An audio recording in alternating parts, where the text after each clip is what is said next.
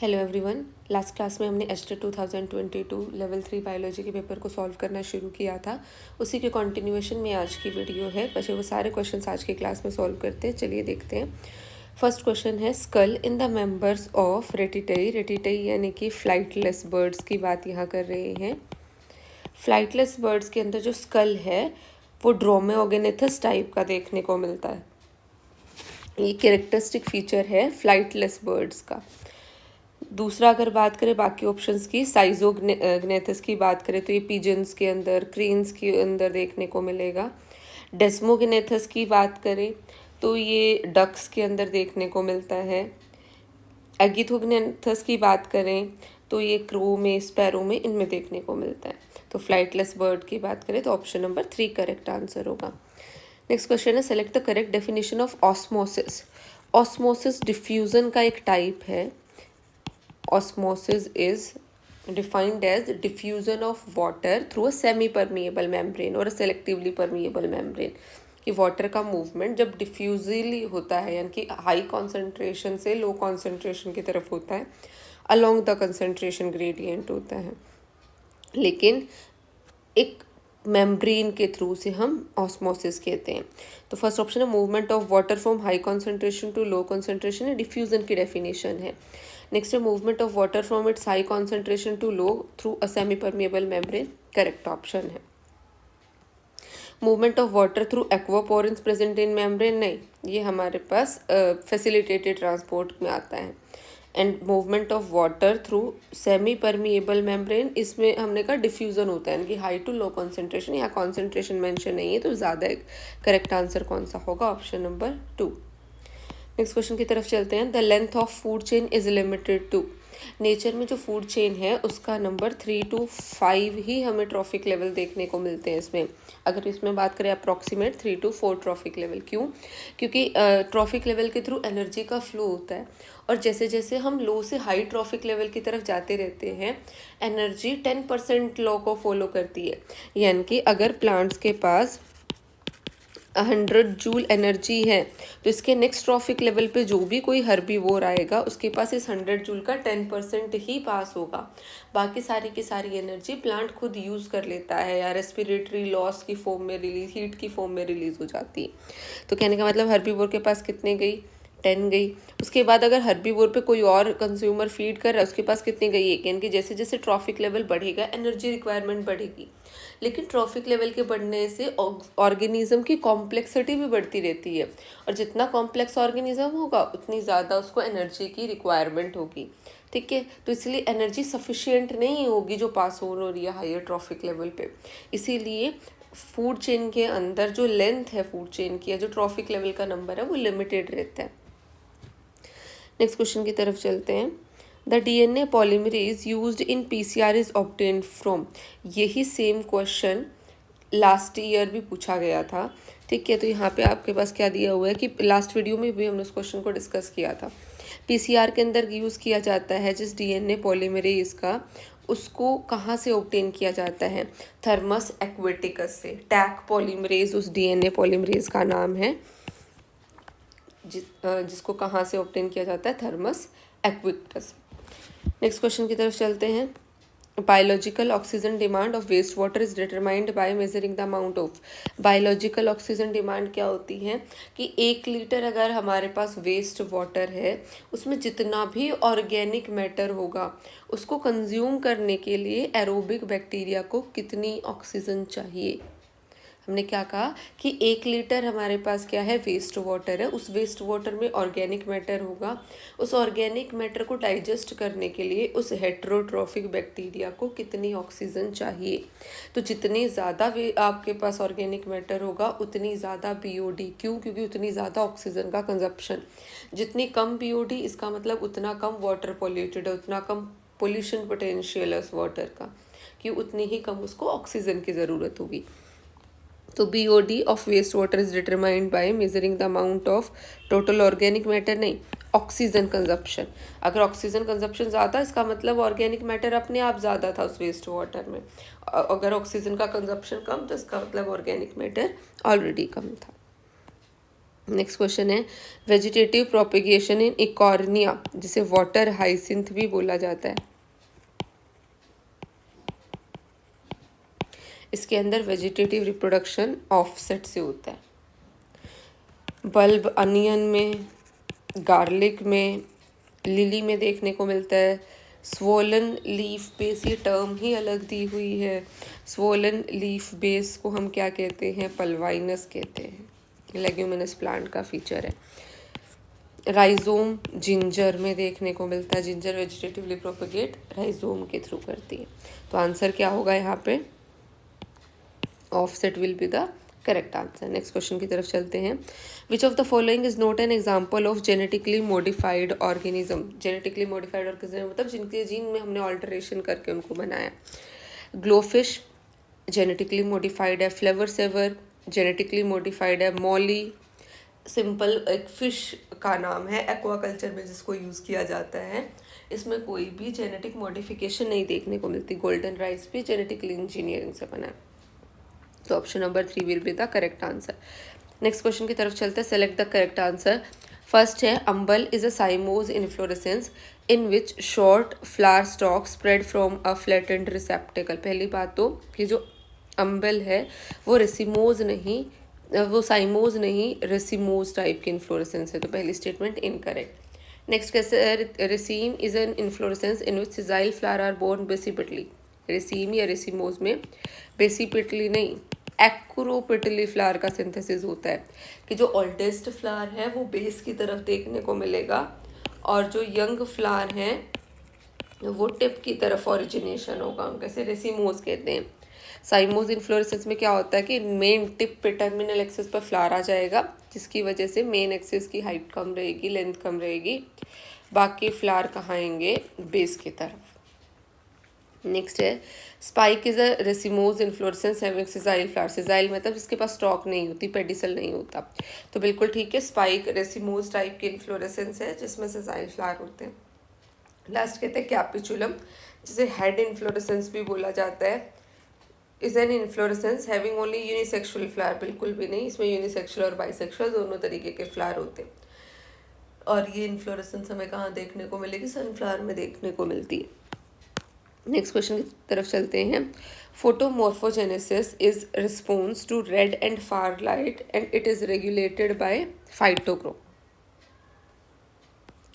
Next है endonuclease enzyme are responsible for cleavage of restriction. Endonuclease हैं वो दो न्यूक्लियोटाइड के बीच के बॉन्ड को ब्रेक करते हैं, और दो न्यूक्लियोटाइड के बीच में जो बॉन्ड होता है वो फॉस्फोडाइएस्टर बॉन्ड होता है। तो यहाँ पे किसको ब्रेक करेंगे? ये फॉस्फोडाइएस्टर बॉन्ड को ब्रेक करेंगे। नेक्स्ट क्वेश्चन की तरफ चलते हैं।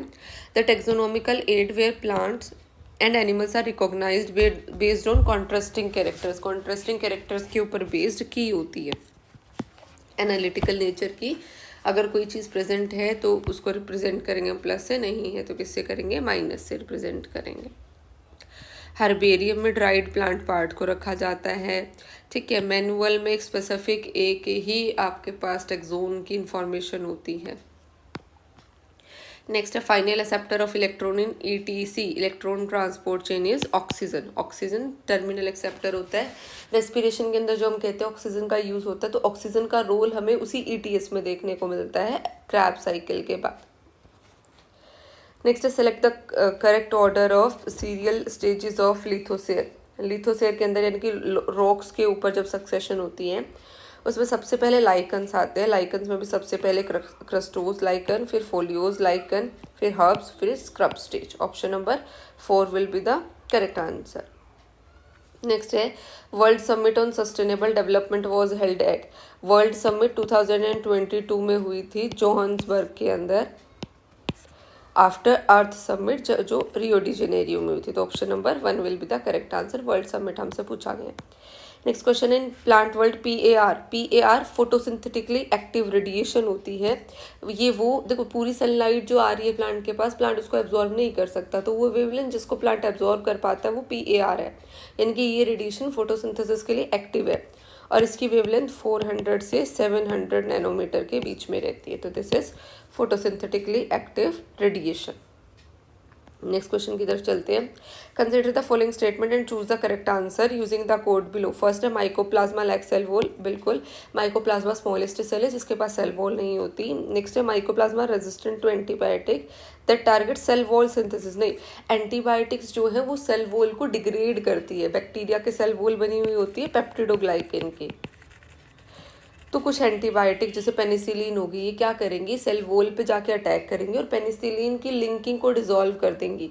तो अगर पेनिसिलिन पेप्टिडोग्लाइकेन की लिंकिंग को डिसॉल्व कर देंगी, अगर पेप्टिडोग्लाइकेन की लिंकिंग डिसॉल्व हो गई तो सेल वॉल जो एक प्रोटेक्टिव कवरिंग है उसकी लाइसिस होगी, जिसकी वजह से उस बैक्टीरिया की डेथ हो जाती है।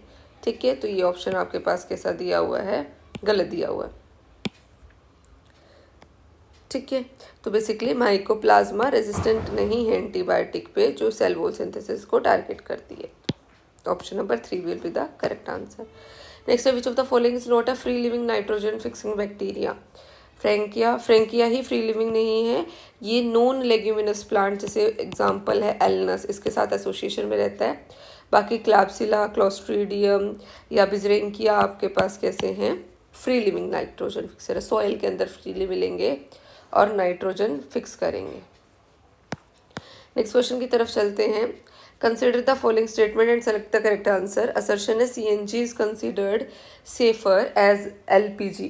ट्रू दिया हुआ है क्योंकि जो सीएनजी है वो लाइटर है और बहुत जल्दी डिस्पर्स करती है। ठीक है, तो जिसकी वजह से क्या होगा, एलपीजी से ज़्यादा सेफ है, क्योंकि जितना जल्दी डिस्पर्स हो जाएगी तो एक जगह नहीं रहेगी, तो इसलिए क्या है, सेफर है। ठीक है, एलपीजी जो होती है वो एयर से हैवियर होती है, तो आपके पास ग्राउंड के आसपास पूल कर जाएगी। नेक्स्ट है, LPG releases carbon dioxide and is difficult to disperse. देखो ये स्टेटमेंट गलत दी हुई है क्योंकि दोनों ही CO2 रिलीज करती है कंबशन पे, चाहे सीएनजी हो चाहे एलपीजी हो। ठीक है, लेकिन अगर हम बात करें एलपीजी की, वो डिफ़िकल्ट है डिस्पर्स करने के लिए, उसका रीज़न ये है कि वो एयर से हैवियर है। ठीक है, तो ऑप्शन कौन सा होगा, third, A is correct but R is not correct. Next question की तरफ चलते हैं। Match column 1 and column 2, select the correct answer using the codes given below. First दिया हुआ है हैप्लोन्टिक लाइफ साइकिल।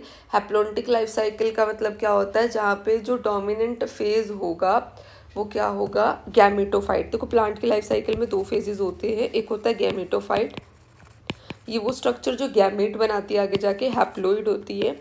दूसरी स्ट्रक्चर होती है sporophyte which is diploid 2n, जिसे स्पोर बनेंगे मियोसिस के बाद। तो अगर gametophyte haploid stages life cycle में ज़्यादा है तो हैप्लोन्टिक लाइफ साइकिल बोलते हैं। अगर स्पोरोफिटिक स्टेज डोमिनेंस दिखा रही है तो हम बोलेंगे डिप्लोन्टिक साइकिल है। अगर दोनों पार्शियली 50-50 देखने को मिल रहे हैं, हैप्लो डिप्लोन्टिक है, डिप्लो हैप्लोन्टिक है।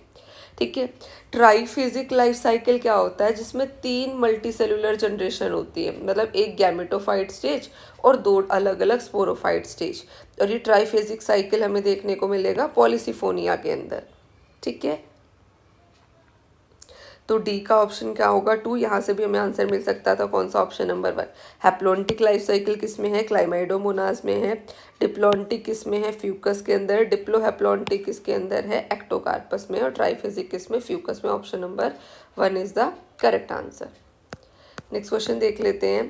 कमेंसिलिज्म कैन बी रिप्रेजेंटेड बाय। कमेंसिलिज्म एक ऐसी इंटरेक्शन है जहाँ पे 2 स्पीशीज में से एक को बेनिफिट होगा, दूसरे को ना कोई हार्म ना कोई बेनिफिट, यानी कि प्लस और 0 वाली एसोसिएशन है। तो option number 4 will be the correct answer. Species A को बेनिफिट, स्पीशीज बी को ना कोई बेनिफिट ना कोई लॉस।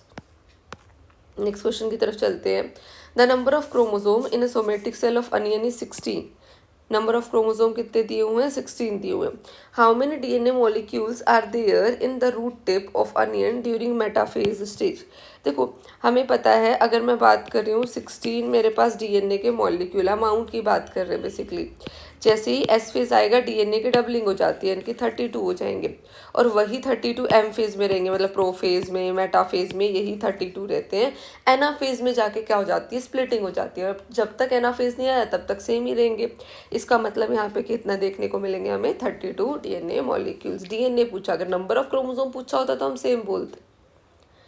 नेक्स्ट क्वेश्चन है, The oxygen scavenging in Frankia induced root nodules for nitrogen fixation is carried out by oxygen scavenging की condition जो है वो लेग हीमोग्लोबिन मेंटेन करके रखता है लेग्यूमिनस प्लांट के रूट में।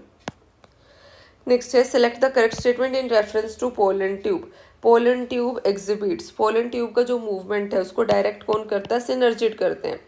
सिनर्जिड के पास एक स्ट्रक्चर होती है फिलिफॉर्म एपरेटस नाम की। वो फिलिफॉर्म एपरेटस क्या करता है, केमिकल सिक्रीट करता है जिसके स्टिमुलस को रिसीव करके प्रिसीव करके पोलन ट्यूब क्या करेगी, ग्रो करेगी। तो आंसर क्या होगा, ऐसे मूवमेंट को हम क्या कहते हैं, कीमोट्रोपिक मूवमेंट कहते हैं। ऐसे मूवमेंट को क्या कहते हैं, कीमोट्रोपिक मूवमेंट कहते हैं।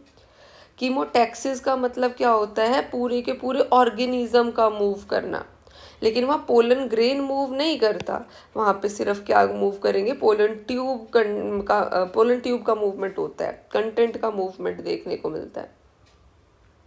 कीमोट्रोपिज्म का मतलब क्या हुआ आपके पास, डायरेक्शनल ग्रोथ, ठीक है, तो वही कीमोट्रोपिक मूवमेंट देखने को मिलेगा। नेक्स्ट है which of the following is not an attribute of population.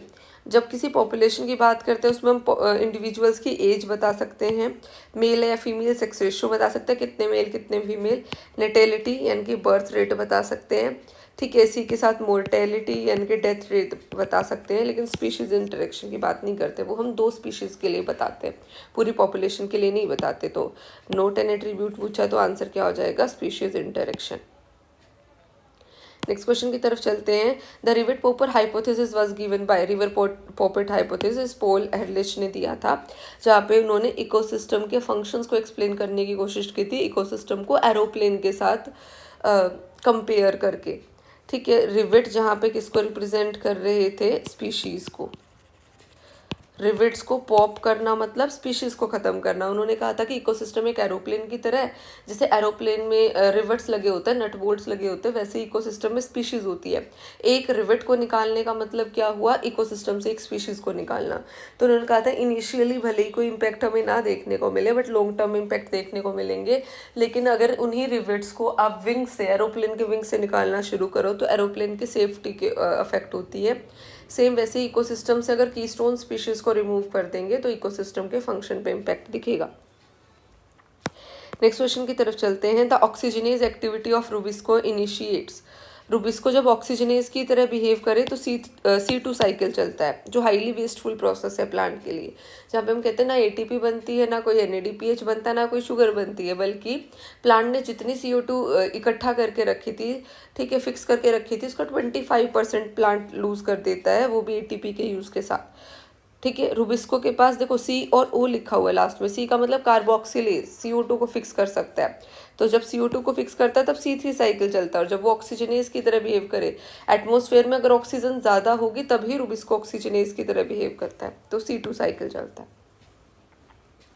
Next question देख लेते हैं। ट्राइकोडेस्मियम। ट्राइकोडेस्मियम ब्लू ग्रीन एल्गी है, साइनोबैक्टीरिया है, जो रेड सी के लिए रिस्पॉन्सिबल है, क्योंकि इसके अंदर वो पिगमेंट्स होते हैं जिसकी वजह से सी का कलर रेड अपीयर होता है। नेक्स्ट क्वेश्चन, तो यहाँ पे आपके पास ट्राइकोडेस्मियम आर्कीबैक्टीरिया नहीं, रोडोफाइसिन इनकी रेड एल्गी है नहीं, साइनोबैक्टर है, ब्लू ग्रीन एल्गी है। नेक्स्ट क्वेश्चन की तरफ चलते हैं। Which of the following is the most abundant biomolecule on earth. Most abundant biomolecule is cellulose, most abundant enzyme is Rubisco.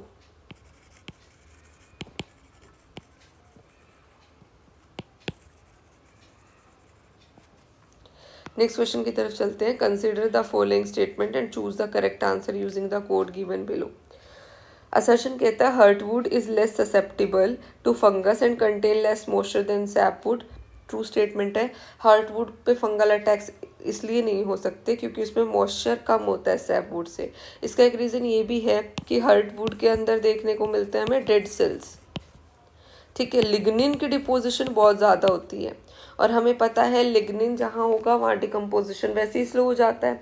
Sapwood की बात करोगे वो लिविंग है, मॉइस्चर ज़्यादा होता है, ठीक है। सैपवुड वाले पार्ट से वाटर का कंडक्शन होता है तो मॉइस्चर ज़्यादा होगा, इसीलिए वो ज़्यादा ससेप्टेबल है। नेक्स्ट कहता है heartwood stores secondary metabolites and heptylosis, ये भी करेक्ट दिया हुआ है। हर्ट वुड के अंदर सेकेंडरी मेटाबोलाइट्स होते हैं, जैसे रेजिन्स हो गए, गम्स हैं, टेनिन्स हैं, साथ ही साथ वहाँ पे ना कुछ बलून जैसी आउटग्रोथ होती है, जिसकी वजह से जाइलम की जो वेसल है वो प्लग हो जाती है, मतलब उनके अंदर आपके पास कंडक्शन नहीं हो पाती, ठीक है, जिसकी वजह से वुड की ड्यूरेबिलिटी बढ़ जाती है और पैथोजन का जो स्प्रेड है वो नहीं हो सकता उसमें। तो ये भी ठीक दिया हुआ है, तो असर्शन भी करेक्ट है, रीज़न भी करेक्ट है और करेक्ट एक्सप्लेनेशन भी, ऑप्शन नंबर 1 करेक्ट है। तो हार्टवुड और सैपवुड में से किसकी ड्यूरेबिलिटी ज़्यादा? हार्टवुड की ज़्यादा। नेक्स्ट क्वेश्चन है, select the incorrect statement regarding facilitated transport. Facilitated transport क्या होता है? It is a type of diffusion जिसमें कोई एटीपी का यूज़ नहीं होता बट कैरियर्स की ज़रूरत पड़ती है, प्रोटीन कैरियर की ज़रूरत पड़ती है। First, special membrane protein are required for the process, ठीक है, it is a down hill process क्योंकि हाई टू लो कॉन्सेंट्रेशन हो रहा है। नेक्स्ट है, in this process transport saturates, बिल्कुल देखो जैसे मान लिया कोई मेम्ब्रेन है, इसके थ्रू ट्रांसपोर्ट होना है, ये यहाँ पे प्रोटीन है। अब अगर ये तीनों के तीनों प्रोटीन के पास ऑलरेडी मटेरियल होगा, क्या आगे ट्रांसपोर्ट हो पाएगा? नहीं हो पाएगा क्योंकि सेचुरेशन आ चुका है, ठीक है। जब तक ये फ्री नहीं होंगे तब तक आपके पास आगे ट्रांसपोर्ट नहीं हो सकता। Next, it is a non selective process, ये गलत दिया हुआ है, भले ही हाई एटीपी का यूज़ नहीं होता but still it is a selective process. Random किसी भी मॉलिक्यूल का मूवमेंट नहीं होता, प्रोटीन जिसके साथ इजीली एक्सेस कर सकते हैं वहीं पे मूवमेंट होगा। लास्ट क्वेश्चन देख लेते हैं, match the expected phenotypic ratio in the progeny from dihybrid parents with the condition. Direct question है, याद ही रखना पड़ेगा। डोमिनेंट एपिस्टेसिस का एग्जांपल होता है, रेशो होता है 12:3:1। एपिस्टेसिस क्या होता है? जहाँ पे एक जीन दूसरे जीन के इफेक्ट को मास्क कर दे, ठीक है। जो जीन आपके पास क्या करता है? मास्क करता है, उसे हम क्या कहते हैं? एपिस्टेटिक। जिस जीन की मास्किंग हुई है, जो अपना इफेक्ट नहीं दिखा पा रहा, हाइपोस्टेटिक। रिसेसिव एपिस्टेसिस का रेशो 9:3:4। कॉम्प्लीमेंट्री जीन का रेशो है 9:7। कॉम्प्लीमेंट्री मतलब जहाँ दोनों जीन होंगे तो अब इफेक्ट आएगा, दोनों एक दूसरे को कॉम्प्लीमेंट करते हैं। नो इंटरेक्शन का एग्जांपल क्या होगा? एक ही ऑप्शन हमारे पास बचा है, सेकंड, यानी कि जो नॉर्मल डाईहाइब्रिड क्रॉस में हमें देखने को मिलेगा। तो ए का 3, बी का 1, option number second will be the correct answer. तो this is all about today's video. हमने एक और क्वेश्चन पेपर कंप्लीट सॉल्व कर लिया है। अगर आज के क्वेश्चंस में किसी को कोई भी क्वेरी है तो आप कमेंट सेक्शन में मेंशन कर सकते हैं। अगर वीडियो अच्छी लगी हो तो please like, share and subscribe. इसी सीक्वेंस में हम नेक्स्ट जो पेपर सॉल्व करेंगे वो 2021 का होगा। साथ ही साथ हम लेवल 2 के क्वेश्चंस भी सॉल्व करना शुरू करेंगे। Thank you.